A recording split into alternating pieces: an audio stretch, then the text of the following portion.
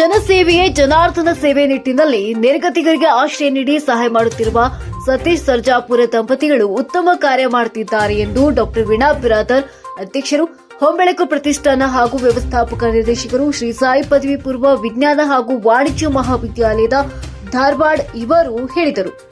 ಸರ್ವೋದಯ trust Dharwad ಸ್ಫೂರ್ತಿಧಾಮ ರುದ್ರಾಶ್ರಮ ಮತ್ತು ಅನಾಥಾಶ್ರಮದ ಸಿದ್ದೇಶ್ವರನಗರ ಲೆಕ್ಕಮನಹಳ್ಳಿ ಧಾರವಾಡ ಇದರ 5ನೇ ವರ್ಷದ ವಾರ್ಷಿಕೋತ್ಸವದ ನಿಮಿತ್ತವಾಗಿ ಶ್ರೀ ಸಾಯಿಬಾಬಾ ದೇವಸ್ಥಾನದ ಶಂಕುಸ್ಥಾಪನೆಯನ್ನು ನೆರವೇರಿಸಿ ಮಾತನಾಡಿದರು. ಜಗತ್ತಿನಲ್ಲಿ ಯಾರು ಅನಾಥರಲ್ಲ, ಪ್ರತಿಯೊಬ್ಬರು ಮಾನವೀಯ ಮೌಲ್ಯಗಳನ್ನು ಬೆಳೆಸಿಕೊಂಡು ಮಾನವೀಯತೆಯಿಂದ ಮೆರೆಯಬೇಕು. ಅಂದಾಗ ಮಾತ್ರ ಉತ್ತಮ ಸಮಾಜ ನಿರ್ಮಾಣ ಮಾಡಲು ಸಾಧ್ಯ ಎಂದರು.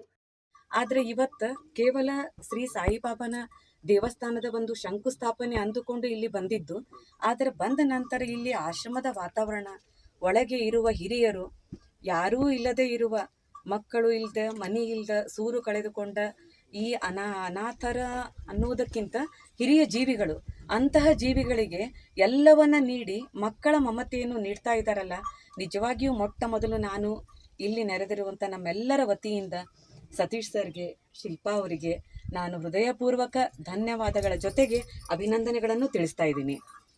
ನಾವೆಲ್ಲರೂ ಜೊತೆಗಿದ್ದೀವಿ.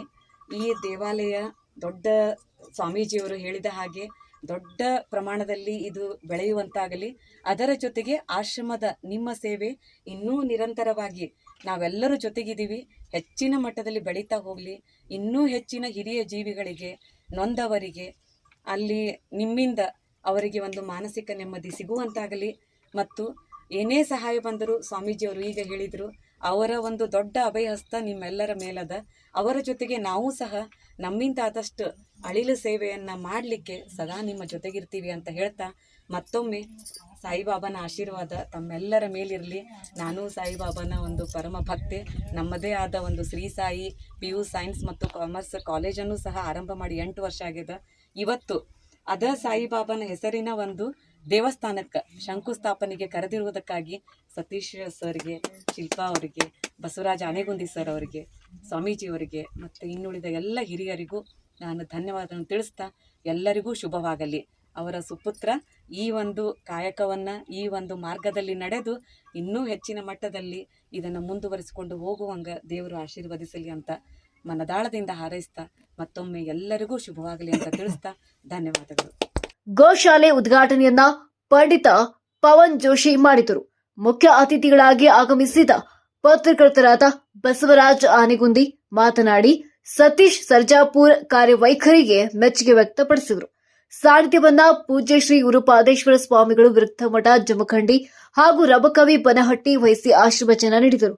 ಸಂಸ್ಥೆಯ ಅಧ್ಯಕ್ಷರಾದಂಥ ಸತೀಶ್ ಸರ್ಜಾಪುರ್ ಮಾತನಾಡಿ ತಮ್ಮ ಅನುಭವಗಳನ್ನು ಹಂಚಿಕೊಂಡರು. ಈ ಸಂದರ್ಭದಲ್ಲಿ ಡಾಕ್ಟರ್ ಸುರೇಶ್ ಗಾಡಿ, ಸಂಸ್ಥೆ ಪ್ರಧಾನ ಕಾರ್ಯದರ್ಶಿ ಶಿಲ್ಪಾ ಸತೀಶ್ ಸರ್ಜಾಪುರ್, ಬಾಳಪ್ಪ ದ್ಯಾಮಣ್ಣ ಹಿಟ್ಟಣಗಿ, ಶ್ರೀನಿವಾಸ್ ಅವರೊಳ್ಳಿ ಇದ್ದರು.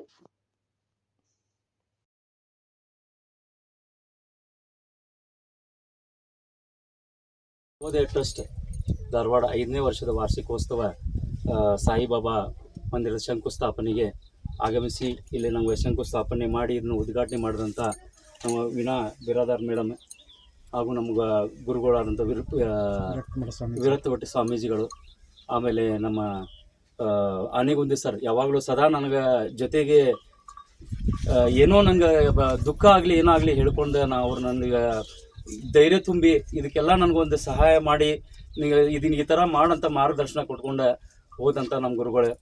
ಹಾಗೆ ನಮ್ಮ ಕಲ್ಲಪ್ಪಣ್ಣವ್ರು ನಮಗೆ ಇಲ್ಲ ನಂಗೆ ತ್ರಾಸಾಗಿದ್ರಿ, ಏನು ಜಾಗ ಇಲ್ಲ ಹಂಗಂತೆಲ್ಲ ಹೇಳಿದಾಗ, ಇಲ್ಲ ನಂದು ಜಾಗ ಐತ್ರಿ, ಅಲ್ಲಿ ನೀವು ಮಾಡಿಕೊಡ್ರಿ, ಏನೋ ಇದನ್ನು ಮಾಡಿಕೊಡ್ರಿ ಅಂತಂತೇಳಿ ನಂಗೆ ಅವ್ರು ಕೊಟ್ಟರು. ಎಲ್ಲರಿಗೂ ಈ ಸಂದರ್ಭದಲ್ಲಿ ಅವ್ರಿಗೆ ಧನ್ಯವಾದಗಳನ್ನು ಹೇಳಿ, ಇದಕ್ಕೆಲ್ಲ ನಮ್ಗೆ ಇನ್ನೂ ಒಂದು ಸಹಾಯ ಸಹಕಾರಿ ಮಾಡ್ರಿ ಅಂತ ತಮಗೆಲ್ಲ ಕೇಳ್ಕೊಂತ ನಾನು ಒಂದೆರಡು ಮಾತು